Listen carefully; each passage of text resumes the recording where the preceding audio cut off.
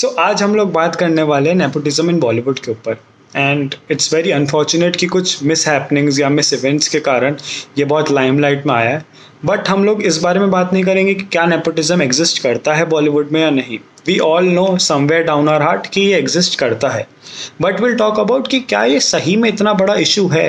क्या nepotism in Bollywood इतना बड़ा इशू है कि हम इसको डिस्कस करें, या फिर इसके अराउंड जो हवा बना रखा है वो इतना सच है। तो Anant, what are your takes on this? यार देख, मैं सबसे पहले बोलता हूँ कि नेपोटिज्म बॉलीवुड के लिए तो बहुत बड़ा इशू है, क्योंकि सिर्फ बॉलीवुड के अंदर जो बॉलीवुड में काम करते हैं एक्टर, एक्ट्रेसेस, प्रोड्यूसर्स, वो खुद इसके अपोज में हैं। जैसे रिसेंटली मैं एक आर्टिकल पढ़ रहा था जिसमें मीरा कपूर ने कॉफ़ी विद करण के शो पे करण को खुद को कहा था कि she hates nepotism in Bollywood. फिर तापसी पन्नू का एग्जांपल ले तो उसने ट्वीट किया था कि like finally she learn the meaning of the word nepotism and she finally learn how to deal with it. And Sushant Singh Rajput की बात करें तो उसने एक इंटरव्यू में बोला था सामने कैमरा के कि ऑडियंस को रिक्वेस्ट करी थी कि भाई प्लीज़ मेरी मूवीज़ देखने आना, क्योंकि तुम्हारे सपोर्ट की वजह से मैं हूँ। अगर तुम मूवीज़ नहीं देखोगे तो बॉलीवुड के जो बड़े बड़े बिग जाइंट्स हैं वो मुझे धक्के मार के बाहर निकाल देंगे और मैं कुछ भी नहीं कर पाऊँगा। वो ठीक है, बट आई ऑनेस्टली फील कि बॉलीवुड एक इजी पंचिंग बैग है कि भाई हर कोई आता जाता बहुत इजी टारगेट है कि नेपोटिज्म है तो बॉलीवुड को टारगेट कर दो। बट ये एग्जिस्ट, नेपोटिज्म जो है वो रियल लाइफ में भी तो एग्जिस्ट करता है। फॉर एग्जांपल, अगर तेरे चाचा विधायक हैं तो तू चाहेगा कि तेरे जो गाँव में सरकारी काम है वो जल्दी हो जाए। बैंक में अगर तेरे कोई रिश्तेदार काम करते हैं तो तू चाहेगा कि भाई जल्दी जल्दी जो भी तेरे चेक वेक क्लियर करने हैं या तेरा खाता जल्दी खोलना है वो जल्दी खुल जाए। तो ये जब रियल लाइफ में एग्जिस्ट कर रहा है तो तुम बॉलीवुड को इतना क्यों एकदम टारगेट कर रहे हो?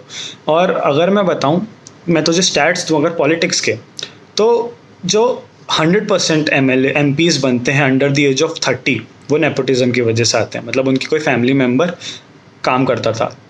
2/3 ऑफ जो MPs हैं under the age of 40 comes from a political background. तो अब जब पॉलिटिक्स में इतना सारा, गांधी फैमिली का एग्जांपल ले लो, जब पॉलिटिक्स में इतना सारा है और अगर तू बिजनेस की फील्ड में जाके इसको इमेजिन करेगा तो जस्ट इमेजिन कि तेरे फादर ने कुछ 5, 10, 15, 20 साल मेहनत करी, काम करा, तो तू ऑब्वियसली चाहेगा ना कि तेरी ग्रोथ के लिए तो उनके जो कॉन्टैक्ट्स है उनको यूज़ करके तू खुद ग्रो हो। तू थोड़ी उसको अपॉर्चुनिटी को जाने देगा। तो इसमें अनफेयर क्या है, गलत क्या है इसमें? यार जो तूने अपॉर्चुनिटी की बात करी ना, वो बॉलीवुड में थोड़ी अलग टाइप की, like opportunity matters, I know. But Bollywood में कैसा है कि आज कोई, मतलब जैसे वरुण धवन है तो वरुण धवन को ब्रेक थ्रू बहुत ईजी क्यों मिलेगा? क्योंकि उसके पापा डेविड धवन का हाथ है उस पर। और वही दूसरा कोई एक्टर ले ले छोटा, जैसे राजकुमार राव हुआ या फिर ये राजकुमार राव, पंकज त्रिपाठी, इन लोगों को ब्रेक थ्रू बहुत मुश्किल से मिला बॉलीवुड में। ये लोगों ने बहुत साइड रोल्स किए जो अपन को पता नहीं है कि उस मूवी में उन्होंने साइड रोल्स किए। तो ये साइड रोल्स कर करके इतने सालों की मेहनत के बाद आज लीड रोल्स पे आए। और इसमें भी ब्रेक थ्रू मिलने के बाद भी ऐसा नहीं होता कि इनकी साल में 4-4, 5-5 मूवीज़ आ रही है, क्योंकि इनको मूवीज़ ही नहीं मिलती। और वहीं अगर किसी बड़े स्टार की देखे जिसके पापा या वो डायरेक्टर या प्रोड्यूसर है, तो उन लोगों के पास ऐसा है कि चलो साल की 2 मूवी 3 मूवी आसानी से निकाल देंगे।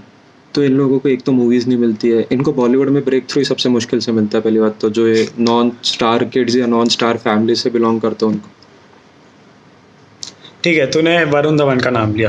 अब वरुण धवन का एग्जांपल लेते हैं। मुझे बता कितनी वरुण धवन की मूवीज तूने पूरी देखी? मुश्किल से एक आधी देखी होगी। अब ये बात अग्री करना पड़ेगा तुझे कि हार्ड वर्क और तुम्हारी एक्टिंग स्किल्स या तुम क्या स्टोरी लाइन है उसके बेसिस पे मूवीज़ देखना शुरू कर दिए। अब वो ज़माना जा चुका है जब हम लोग स्टार कास्ट या फिर एक स्टार को देख के मूवीज़ करते थे। अब हम लोग स्टोरी लाइन देखते हैं। हमारा वो जॉनरा जो है हम उसको देखते हैं कि यार ये मेरे को सूट करती है क्या लाइन, तो ही हम उसको देखते हैं। हम अब हर किसी को नहीं देखते कि भाई चलो शाहरुख सलमान की मूवी है तो देखने चले गए, वरुण धवन की मूवी है तो देखने चले गए। अब थोड़ी हो रहा है ऐसा। एग्जाम्पल तो ऋतिक रोशन का ले ले। ऋतिक रोशन भी तो नेपोटिज्म का प्रोडक्ट है लेकिन वो चला। और वरुण धवन का ले ले, लेकिन वो नहीं चला। क्यों? क्योंकि ऋतिक रोशन अच्छी मूवी करता है, वो अच्छी एक्टिंग करता है, वो अच्छी स्टोरी लाइन प्रेजेंट करता है ऑडियंस को। सिंपल। देख तूने जो बात बोली ना, ऑडियंस की, एक्टिंग की, स्किल्स की, ये सारी बहुत आगे की बात है। लाइक ऑडियंस तो बहुत दूर की बात है, उसके पहले आते हैं मार्केटिंग, जो तुम मूवी को प्रमोट करते हो। आज वरुण धवन का टॉपिक चल रहा है अपनी बात में, तो उसकी बात लेते हैं कि वरुण धवन की मूवी जो होगी जिसका डायरेक्टर डेविड धवन ही है, तो उनको प्रोड्यूसर्स कैसे मिलेंगे? जैसे रिलायंस प्रोडक्शंस या और भी कोई बड़ा प्रोडक्शन, धर्मा प्रोडक्शंस। और यही कोई छोटे एक्टर के लाइक राजकुमार राव, पंकज त्रिपाठी, इनकी कोई मूवी है तो इनको कौन प्रोड्यूस करता है? छोटे छोटे प्रोड्यूसर जो खुद बॉलीवुड में आने की ट्राई कर रहे हैं, छोटी छोटी मूवीज़ प्रमोट कर उसको प्रोड्यूस करके। तो जितना बड़ा प्रोडक्शन होगा तुम्हारा, उतने ज़्यादा कॉन्टैक्ट्स, उतनी अच्छी मार्केटिंग, उतनी ही अच्छी ऑडियंस आएगी तुम्हारे पास, मतलब तुम्हारी रीच ज़्यादा बढ़ेगी। आज अपन को जब छोटे एक्टर्स की मूवीज़ पता चलती है तो कैसे सिर्फ 1-2 पोस्टर दिख जाते हैं, और वहीं कहीं बड़े स्टार की मूवी 10-10, 20-20 पोस्टर दिखेंगे, तो ऐसा लगेगा कि यार ये मूवी ज़्यादा अच्छी है, अपन ये देखने चलते हैं। तो बहुत चीज़ों का फ़र्क है इसमें। ये बात जो तूने बोली ना, वो मैं मानता हूँ कई किसी हद तक लागू होती है, मतलब कि it is true to some extent, लेकिन हर बार नहीं। अब जब से OTT का ज़माना आया है, तब से जो ये फोकस है, जो एम्फेसिस है, वो स्टोरी लाइन या फिर कंटेंट पे ज़्यादा आ गया। अब पहले मुझे याद है ये बात कि मैं पापा को बोलता था, पापा चलो मूवी देखने चलते हैं। पापा बोलते कौन सी मूवी लगी हुई है? मैं नाम बता दिया, यही मूवी लगी हुई है। पापा बोलते कौन से एक्टर की मूवी है? मैं बोला शाहरुख सलमान की मूवी है। बोला चल चलते हैं, अच्छी होगी। और अगर मैं वहीं किसी ऐसे नॉन फेमिलियर नाम ले लेता तो पापा बोलते नहीं, बेकार मूवी होगी, क्या फ़ायदा देख के। ये था पहले का टाइम। अब क्या होता है कि अब ये नहीं देखते। मेरे पापा बोलते हैं कि चल ट्रेलर देखते हैं, ट्रेलर अगर अच्छा लगा तो हम मूवी देखने चलेंगे, वरना हम नहीं चलेंगे। ये शिफ्ट आ गया है। तो अगर देखेगा कि आजकल मनोज वाजपेयी हो गया, के मेनन हो गया, पंकज त्रिपाठी हो गया, नवाजुद्दीन सिद्दीकी हो गया, ये नाम क्यों इतने फेमिलियर हो गए? ये लोगों का ट्रू लॉयल फैन बेस कैसे बन गया? क्योंकि इन्होंने ऑडियंस को वैल्यू दी है, इन्होंने ज़्यादा अच्छी एक्टिंग करी है।